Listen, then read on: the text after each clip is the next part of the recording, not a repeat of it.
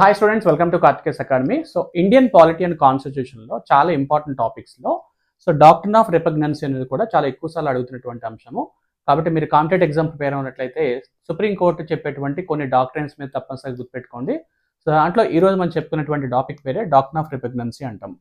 So ఈ రిపగ్నెన్సీ అంటే అర్థము తిరస్కారం అని అర్థం అనమాట. దీన్ని తిరస్కార సిద్ధాంతం కూడా అంటాము. ఇండియన్ కాన్స్టిట్యూషన్ లో ఆర్టికల్ 254 కి సంబంధించినటువంటి అంశమే ఇదనమాట.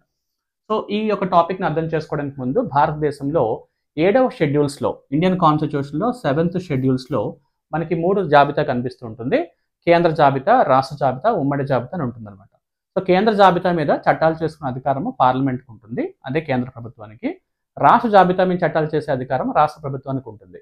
ఇంకా మూడవది ఉమ్మడి జాబితా, దాన్ని కాన్కరెంట్ లిస్ట్ అంటాం అనమాట. ఈ కాన్కరెంట్ లిస్ట్ మీద అటు కేంద్రము మరియు రాష్ట్ర ప్రభుత్వాలు ఇద్దరు కూడా చట్టాలు చేసుకునే అధికారం అయితే ఉంటుంది. అయితే ఈ ముఖ్యంగా డాక్ట్రిన్ ఆఫ్ రిపగ్నెన్సీ యొక్క ముఖ్య ఉద్దేశం ఏంటంటే, ఎప్పుడైనా సరే కేంద్రము కానీ రాష్ట్రం కానీ ఒకే సబ్జెక్ట్స్పై సమాన చట్టాలు చేసినప్పుడు ఏ చట్టాలు వర్తింపచేస్తారు అనే సిద్ధాంతం గురించి మాట్లాడుతున్నాము. ఇందులో ఆర్టికల్ 254 క్లాస్ 1, ఆర్టికల్ 254 క్లాస్ 2 చాలా చాలా ఇంపార్టెంట్. జాగ్రత్తగా చూడండి.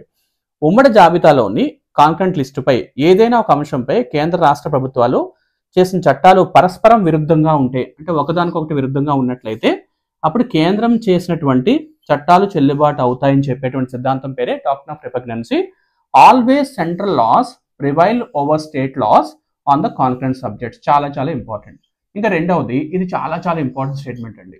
ఎప్పుడైనా సరే రాష్ట్ర ప్రభుత్వాలు ఉమ్మడి జాబితాపై చేసిన చట్టం కనుక కేంద్ర ప్రభుత్వ చట్టానికి విరుద్ధంగా ఉన్నప్పటికీ కూడా రాష్ట్రపతి యొక్క ఆమోదం తీసుకున్నట్లయితే అప్పుడు ఆ రాష్ట్ర ప్రభుత్వాలు అటువంటి చట్టాలను ఇంప్లిమెంట్ చేసుకోవచ్చు అనే విషయాన్ని తెలియజేస్తుంది.